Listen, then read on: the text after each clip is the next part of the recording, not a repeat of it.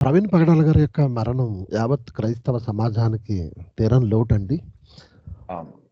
ఆ విషయంలో మేము చాలా చింతిస్తున్నాం. యావత్ క్రైస్తవ సమాజమంతా వారి కుటుంబానికి ప్రగాఢ సానుభూతిని తెలియజేస్తున్నాం. అలాగే కేఆర్ టీవీ నుండి కూడా మీరు మీ ప్రగాఢ సానుభూతిని మొబైల్ ఫోన్‌లోని కాల్‌లోనే మీరు తెలియజేసినందుకు మీకు ప్రత్యేకమైన ధన్యవాదాలు యావత్ థాంక్స్. క్రైస్తవ్యం తరపున నేను తెలియజేస్తున్నాను. అయితే ప్రవీణ్ పగడాల గారు ఆంధ్రప్రదేశ్‌లో రాజమండ్రి పరిసర ప్రాంతాలలో పబ్లిక్ మీటింగ్స్‌లో పాల్గొనడానికి ఆయన హైదరాబాద్ నుంచి ప్రయాణమయ్యారండి.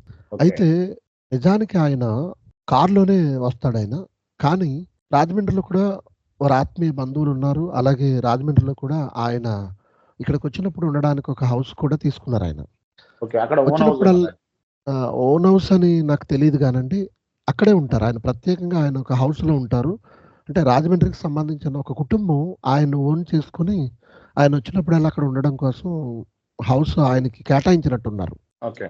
అయితే వచ్చినప్పుడల్లా రాజమండ్రికొచ్చి ఈ పరిసర ప్రాంతాల్లో సరౌండ్ ఒక 30, 50 కిలోమీటర్స్ సరౌండ్‌లో రాజమండ్రి సరౌండ్‌లో ఎక్కడ మీటింగ్ జరిగినా ఇక్కడ నుంచి వెళ్తూ ఉంటారు. అలా ఇటువైపు పబ్లిక్ మీటింగ్స్ ఉండబట్టి ఇక్కడే బైక్ వదిలేద్దాము. లోకల్‌గా తిరగడానికి రాజమండ్రి సిటీలో కార్‌లో ప్రయాణించడము అది కాస్త ఇబ్బంది అవుద్దని ట్రాఫిక్ వల్ల బైక్‌ని ఇక్కడే విడిచిపెట్టేసుకోవడానికి డైరెక్ట్‌గా ఆయనే తన బుల్లెట్‌ని తన ఓన్ బైక్‌ని అంటే ఇక్కడ ఇక్కడ నుండి విడిచిపెట్టే హైదరాబాద్ నుండే బుల్లెట్ తీసుకొని పోయిర్రా ఎట్లా? అవునండి. హైదరాబాద్ నుంచి ఆయన బుల్లెట్‌తో. ఎందుకంటే ఆయనకి బైక్ రైడింగ్ అలవాటండి. గతంలో మధ్యప్రదేశ్ కూడా బైక్‌పై వెళ్ళిన సందర్భాలున్నాయి. గతంలో కొన్నేళ్ల క్రితం. ఓకే. ఆయన బైక్ రైడ్ చేస్తూ ఉంటారు. లాంగ్ జర్నీ చేస్తూ ఉంటారు. ప్రతిసారి కార్‌లో ఎందుకులే అని. ఆ విధంగా ఓకే. ఇక్కడ బైక్ విడిచిపెట్టేసి తిరిగి ప్రోగ్రామ్స్ అయిపోయిన తర్వాత బస్సులో వెళ్ళిపోదామన్న ఆలోచనతో ఆయన ప్రయాణమై వచ్చారండి. ఓకే. అయితే కొవ్వూరు టోల్‌గేట్ దాటిన తర్వాత గోదావరి బ్రిడ్జ్ ఉంటుంది. గోదావరి బ్రిడ్జ్ దాటిన వెంటనే దివాన్ చెరువు హైవే కలుస్తుంది. మరలా అలా విజయవాడ అటు తణుకు, ఏలూరు, రావులపాలెం ఆ హైవే కలుస్తుంది మరలా. ఓకే. అయితే దానికి ఈ గోదావరి దాటిన తర్వాత రాజమండ్రి సిటీలోకెళ్ళడానికి కొంతమూరు అనే ప్రాంతం నుంచి డౌన్ అవ్వచ్చు. ఓకే. ఎయిర్‌పోర్ట్ రోడ్ అది. రాజమండ్రి ఎయిర్‌పోర్ట్ రోడ్‌కి ఆయన దిగి రాజమండ్రి సిటీలోకి వెళతారు. ఇంకా అక్కడికి వెళ్ళక ముందే కొవ్వూరు టోల్‌గేట్ దాటిన తర్వాత, బ్రిడ్జ్ దాటిన తర్వాత Rajahmundry rural Rajanagaram police station పరిధిలో ఆయన ఉదయకాలము 8 గంటలకి పోలీసు వారికి ఎవరో సమాచారం ఇస్తే పోలీసు వారు వచ్చి ఆయన డెడ్ బాడీని చూసి ఐడెంటిఫై చేయడానికే ఒక 2, 3 అవర్స్ పట్టింది వాళ్ళకి. అలా ఐడెంటిఫై చేసి సమాచారం కొంతమందికి తెలియజేశారండి. క్రైస్తవ పెద్దలకు తెలియజేయగానే ఆ రాజమండ్రి సమాచారం ఇచ్చింది ఎవరు పోలీసు వాళ్ళకి అసలు? ఇక్కడ ఎవరో చూసుంటారండి. అంటే ఆయన ఇది ప్రవీణ్ యాక్సిడెంట్ పగడాల ఉన్న సంగతి జరిగిందని పోలీసు చెప్పేసి వారికి తెలీదు. ఎవరో అసలు యాక్సిడెంట్ అయి ప్రవీణ్ పడున్నారని హ్మ్. ఎవరో అనుకున్నారు అసలు. అంటే పర్టిక్యులర్‌గా ఆ! ఈయన అని కూడా తెలవదు.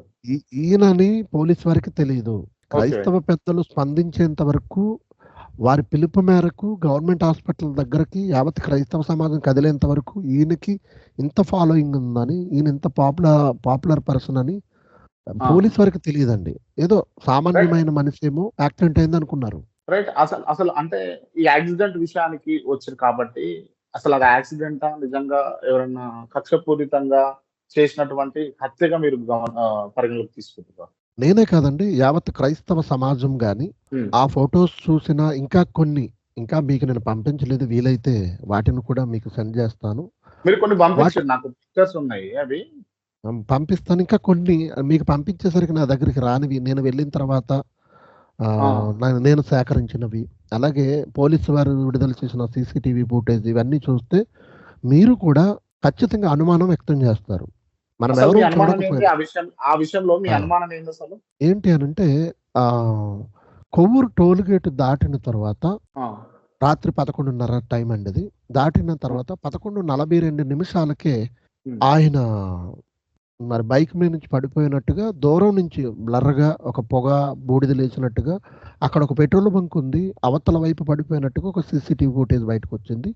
కొవ్వూరు టోల్‌గేట్ దగ్గర ఆయన దాటుతున్నప్పుడు ఒక సీసీటీవీ ఫుటేజ్ పోలీసు వారు తీశారు. అప్పటికి ఆయన headlight bullet royal Enfield bike ఆ హెడ్‌లైట్ పగిలిపోయినట్టుగా లేదా లైట్ ఆఫ్‌లో ఉన్నట్టుగా సిగ్నల్ ఇండికేటర్ మాత్రమే వెలుగుతున్నట్టుగా ఉంది. ఆ ఓకే. తర్వాత సీసీటీవీ ఫుటేజ్ మనం చూడలేదు. ఆ! అంటే అప్పటికే ఆయనపై ఏదైనా దాడి జరిగిందా? ఆ! ఆ దాడి జరిగినప్పుడు ఆయన ఒకవేళ తప్పించుకునో లేదా భరించి వచ్చేసే క్రమంలో వెనకాల ఫాలో అయ్యి